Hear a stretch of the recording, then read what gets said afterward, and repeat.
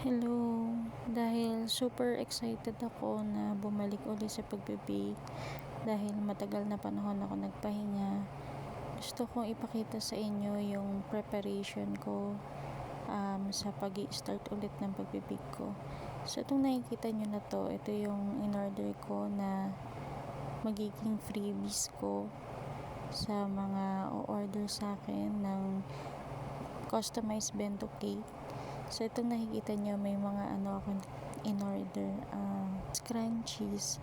So, wala siyang kinalaman sa baking, pero ang cute lang kasi nitong pang freebie.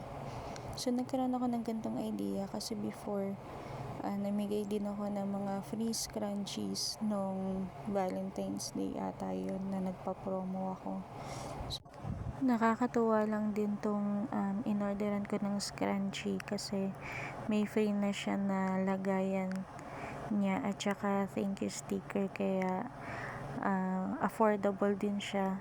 Nakakatuwa kasi hindi na ako problema kung saan ko siya ilalagay, so kasama na siya dun sa package. Kaya asahan na ninyo yung mga darating na order sa akin ng bento cake na customize.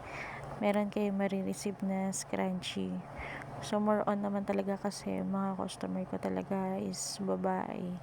Pero, meron na rin akong hinanda na pang freebie sa mga order sa akin ng mga lalaki naman. So, abangan nyo po yun sa mga susunod na video namin. Tapos, bukod dito sa pang freebies natin, sinimulan ko din maghanap ng pang-improve dun sa packaging namin kapag meron kami mga take-out order, kasi yun yung nagiging struggle ko kapag halimbawang may umu-order sa akin, lalo na kapag ang order sa amin ay banana loaf or bento cake. Nahirapan akong gumamit ng plastic for packaging, kaya naisip namin nung una, ang iniisip kong packaging sana yung paper bag. Kaya lang, ang isa namang problema namin sa paper bag kapag yun ang ginamit namin, bukod sa hindi namin siya gaanong kita sa loob kung ano na ba yung estado ng bento cake, naging problema kasi namin na syempre yung panahon ngayon medyo maulan na.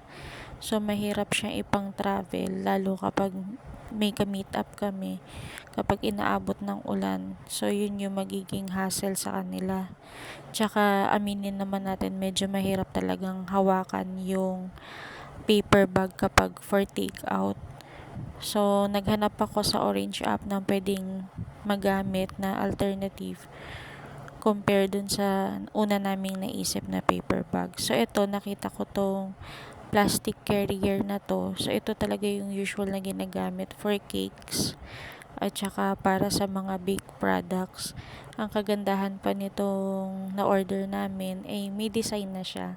Ang ganda rin ng kanyang design. So, yung napili namin na design yung parang daisy flower.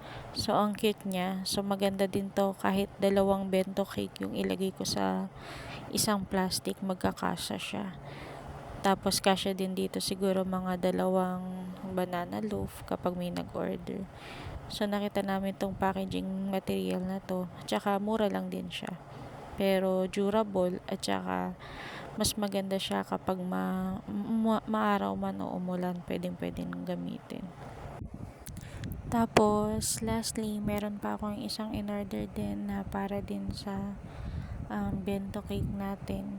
So, bumili ako ng self-inking stamp na pwede kong gamitin para dun sa logo namin dun sa aming bento cake box. Kasi dati ang ginagamit ko, nagpapaprint lang ako ng paper na nilalagay ko dun sa may bento box namin para for promotion. So, ang ginawa namin for improvement, nag-order na lang ako ng stamp para at least hindi na ako lagi magpapaprint at saka magugupit.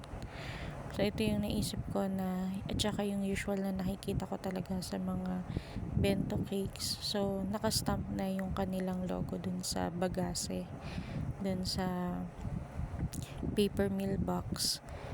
So itong pinagpagawaan ko sa Orange app, maganda siya kasi kita niyo naman yung packaging niya. Sobrang secured. Hindi mo talaga siya basta mabubuksan gawa ng ang kapal ng bubble wrap na ginamit.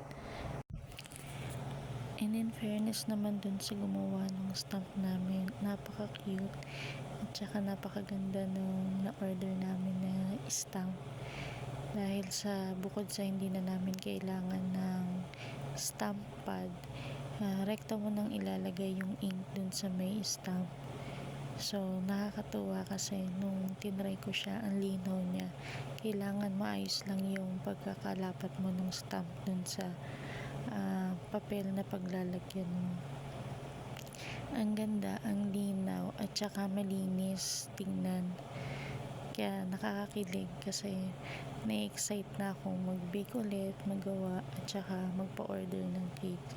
Yung mga ganitong maliliit na bagay yung nagpapasigla sa aming mga baker kasi parang ginaganahan kami lalo na magpa-order at saka magbigay ng mas magandang service.